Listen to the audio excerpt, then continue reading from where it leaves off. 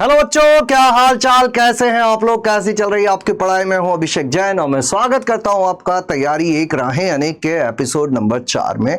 आज हम लोग एक बहुत इंपॉर्टेंट टॉपिक पे डिस्कस करने वाले हैं कि डॉक्यूमेंट्स जो आपके पास होना ही चाहिए, अगर ये डॉक्यूमेंट सही नहीं हुए तो शायद आपका एडमिशन भी कैंसिल हो सकता है।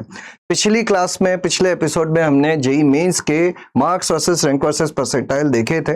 जेई एडवांस का, आईआईटीज का मैं अभी नहीं कर रहा हूं क्योंकि जेई एडवांस एक रिपोर्ट पब्लिश करता है और इस साल की रिपोर्ट अभी पब्लिश नहीं हुई है। जब वो रिपोर्ट पब्लिश हो जाएगी तब उसके बारे में मैं आपको अच्छे से बताऊंगा। फिलहाल एक जरूरी टॉपिक डॉक्यूमेंट्स, उस पर बात करना स्टार्ट करते हैं।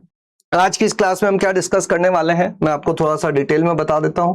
सबसे पहले हम लोग डिस्कस करेंगे कि सभी के लिए कौन से डॉक्यूमेंट्स जरूरी होते हैं, फिर कैटेगरी वाइज आपको कौन कौन से डॉक्यूमेंट्स तैयार करके रख लेने चाहिए, डॉक्यूमेंट का फॉर्मेट और वैलिडिटी क्या होनी चाहिए, किस फॉर्मेट में होने चाहिए, कब बनाए हुए होने चाहिए, और अगर कुछ इंफॉर्मेशन मिसमैच हो रही है कि आपका नाम दो अलग अलग डॉक्यूमेंट में अलग है, डेट ऑफ बर्थ अलग है, अगर फादर्स नेम अलग है तो आपको क्या करना होगा, और अगर आपके पास कोई डॉक्यूमेंट है ही नहीं तो उस स्थिति में, उस सिचुएशन में आप क्या कर सकते हैं।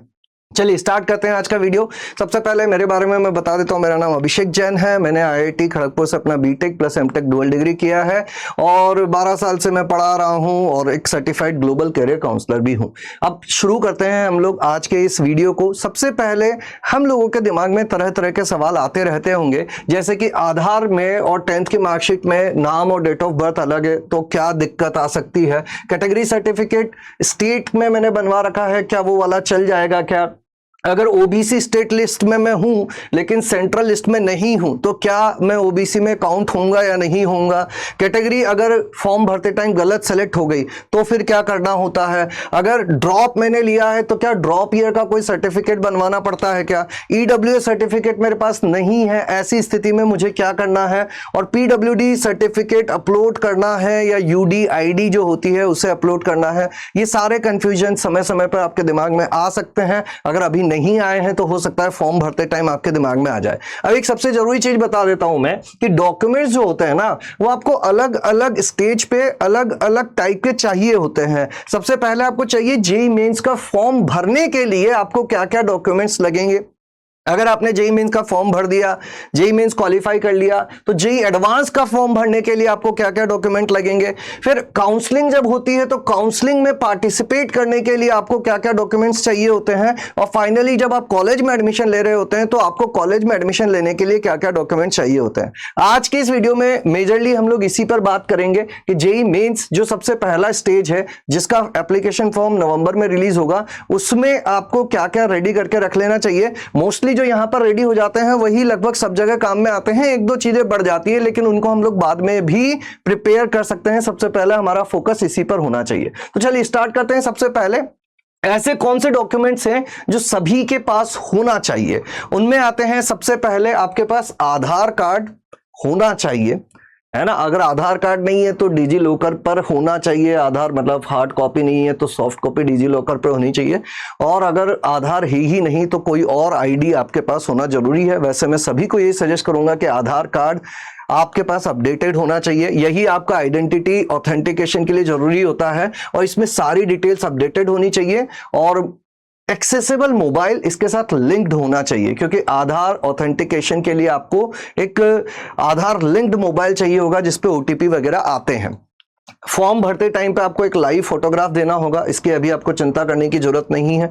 आपके पास एक पासपोर्ट साइज फोटोग्राफ होना चाहिए, लगभग सभी के पास होता है, नहीं भी हो तो आप खिंचवा लोगे। सिग्नेचर व्हाइट पेपर पे करना होता है, वो भी बाद में किया जा सकता है।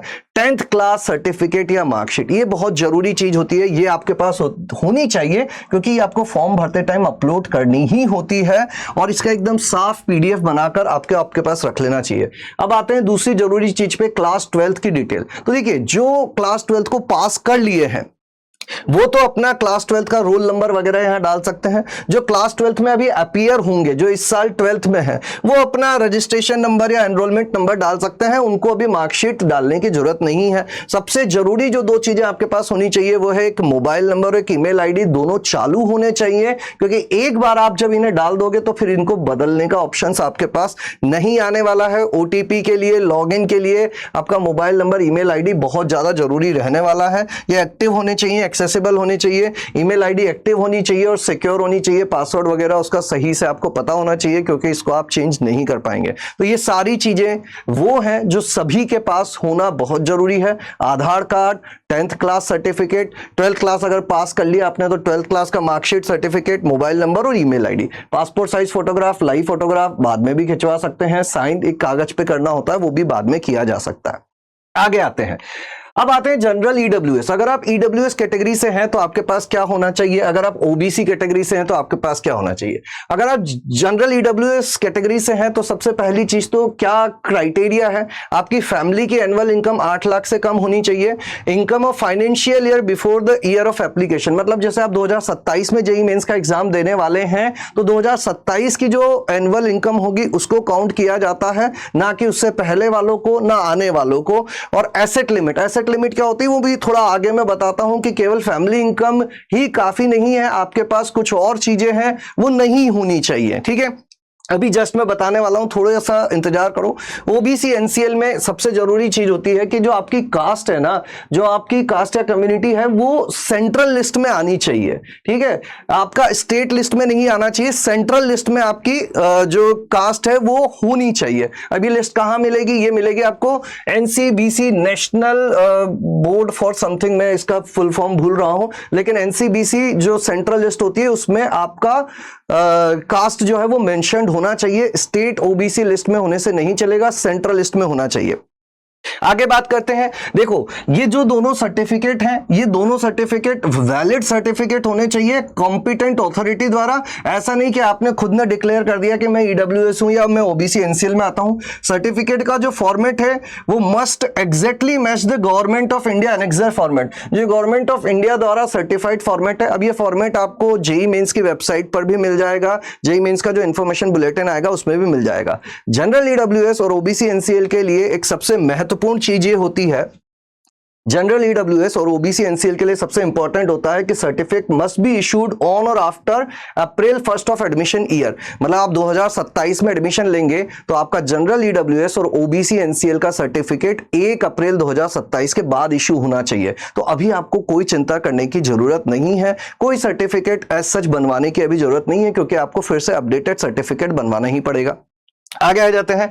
जब आप एप्लीकेशन फॉर्म भर रहे होंगे तब आपको कोई सर्टिफिकेट अपलोड नहीं करना है। केवल अगर आपके पास कोई एग्जिस्टिंग सर्टिफिकेट है तो उस सर्टिफिकेट का नंबर जो होता है वो नंबर डाल सकते हैं, या आपने उस सर्टिफिकेट के लिए अप्लाई किया हुआ है तो अप्लाई करने पर एक एक्नॉलेजमेंट नंबर मिलता है कि आपने अप्लाई कर दिया है, वो आप यहां डाल सकते हैं। अभी एक्चुअल सर्टिफिकेट वैसे भी आपको बाद वाला ही देना होगा। समझ गए बात को। आगे आ जाते हैं, अगली चीज पे बात करते हैं अपन।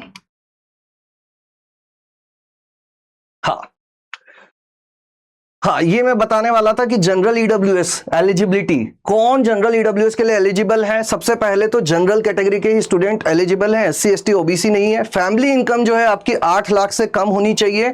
सैलरी, एग्रीकल्चर, बिजनेस, ये सारी चीजें मिलाकर। इसके अलावा अगर इनमें से कोई एक चीज आपके पास है तो आप ईडब्ल्यूएस में नहीं क्वालिफाई होंगे। जैसे 5 एकड़ ऑफ एग्रीकल्चर लैंड अगर आपके पास है, आप नहीं माने जाएंगे ईडब्ल्यूएस में। रेजिडेंशियल फ्लैट है आपके पास 1000 स्क्वायर फीट से बड़ा, आप नहीं माने जाएंगे। प्लॉट है आपके पास 100 स्क्वायर यार्ड से बड़ा, आप नहीं माने जाएंगे। 200 स्क्वायर यार्ड से बड़ा कोई रेजिडेंशियल प्लॉट है तो आप ईडब्ल्यूएस में नहीं काउंट किए जाएंगे। समझ गए बात को। नेक्स्ट आ जाते हैं ओबीसी। ओबीसी में क्या होता है, वही स्टेट ओबीसी लिस्ट नहीं चलेगी, सेंट्रल ओबीसी लिस्ट चाहिए आपको। कहां मिलेगी, NCBC, national commission for backward classes. यहां पर आप लिस्ट चेक कर सकते हैं। आपको एनसीएल लिमिट में आना चाहिए जो कि 8 लाख से कम होती है। इसके अलावा यहां पर एक्स्ट्रा जो चीजें होती है उनको काउंट नहीं किया जाता है, मगर आपकी सैलरी के अलावा और कहीं से आ रही है इनकम, तो उसे 8 लाख कैलकुलेट करने में काउंट नहीं किया जाता है। और ये गवर्नमेंट एम्प्लॉइज के लिए creamy layer status depends on the parents constitutional और group A group B entry level position, not their current salary. उनकी करंट सैलरी पे डिपेंड नहीं करेगा। क्रीमी लेयर के लिए इस पे डिपेंड करेगा कि आपके पेरेंट्स जो हैं उनकी करंट पोजीशन क्या है। समझ गए? एनसीएल के लिए क्या क्राइटेरिया होना चाहिए, ईडब्ल्यूएस का भी बता दिया, एनसीएल का भी बता दिया। अब आ जाते हैं अपन एससी और एसटी के लिए आपको किन बातों का ध्यान रखना है। सबसे पहली चीज, एससी कैटेगरी जो है आपकी वेरीफाइड कास्ट होनी चाहिए। सेंट्रल लिस्ट जो पब्लिश की जाती है ministry of social justice and empowerment द्वारा, उसमें आपका कैटेगरी, आपका जो कास्ट है वो मेंशन्ड होना चाहिए। ST category verified tribe in the central list via ministry of tribe affairs, यहां पर आपकी जो कैटेगरी है, जो आपकी कास्ट है वो इसमें मेंशन्ड होनी चाहिए। ये सेंट्रल गवर्नमेंट का जो फॉर्मेट है जो जोसा के वेबसाइट पे आपको मिलेगा उसमें बना हुआ होना चाहिए। अब फिर से फॉर्म भरते टाइम पे आपको केवल कैटेगरी की डिटेल डालनी है। इस टाइम पे आपको कोई सर्टिफिकेट अपलोड नहीं करना है। सर्टिफिकेट आप बाद में भी अपलोड कर सकते हैं, बाद में ही करना है। वैसे ये जो आपका कैटेगरी सर्टिफिकेट बना हुआ होगा वही वैलिड होता है, वो सेंट्रल फॉर्मेट में ही होता है और ये एक ही बार बनता है। जैसे ईडब्ल्यूएस और ओबीसी एनसीएल में 1 अप्रैल के बाद वाला होना चाहिए, वैसा यहां पे कोई क्राइटेरिया नहीं है। आपके पास जो सेंट्रल फॉर्मेट में, जोसा द्वारा प्रिस्क्राइब फॉर्मेट में, जो नेशनल फॉर्मेट में सर्टिफिकेट है वही लागू होगा और must be issued in the central government format. Central government format में होना बस इसका जरूरी है। समझ गए बात को? आगे आ जाते हैं। पीडब्ल्यूडी कैंडिडेट्स की बात करें तो पीडब्ल्यूडी और पीडब्ल्यूबीडी, पीडब्ल्यूडी होते हैं पर्सन विद डिसेबिलिटी, पीडब्ल्यूबीडी होते हैं पर्सन विद बेंचमार्क डिसेबिलिटी, 40% से ज्यादा जिसमें डिसेबिलिटी है। अब इसके लिए होता है यूडीआईडी, आपको यूडीआईडी अपलोड करना पड़ता है। यूडीआईडी होता है यूनिक डिसेबिलिटी आइडेंटिटी कार्ड और ये आपको फॉर्म भरते टाइम पर भी अपलोड करना पड़ता है और एनटीए इसी से आपका पीडब्ल्यूडी या पीडब्ल्यूबीडी स्टेटस चेक करता है। अगर आपके पास यूडीआईडी नहीं है तो आपको प्रॉपर डिसेबिलिटी सर्टिफिकेट जो एक फॉर्मेट दिया जाएगा इंफॉर्मेशन बुलेटिन में, उसमें बनवा के अपलोड करना होगा। तो ये हो गया अपना पीडब्ल्यूडी कैंडिडेट्स के लिए। अब देखो कुछ डाउट्स रहते हैं। सबसे पहले आधार और 10th सर्टिफिकेट में नेम, डेट ऑफ बर्थ अलग है, क्या करें? देखो 10th marksheet is ultimate truth, आपकी 10वीं की जो मार्कशीट है उसी का डेटा सही माना जाता है। अभी आपके पास समय है, आप आधार कार्ड में ठीक करवा लीजिए आपका नाम, डेट ऑफ बर्थ, पापा का नाम, किसी भी प्रकार का कहीं पे कुछ मिसमैच हो रहा है उसको जाकर ठीक करवा लीजिए।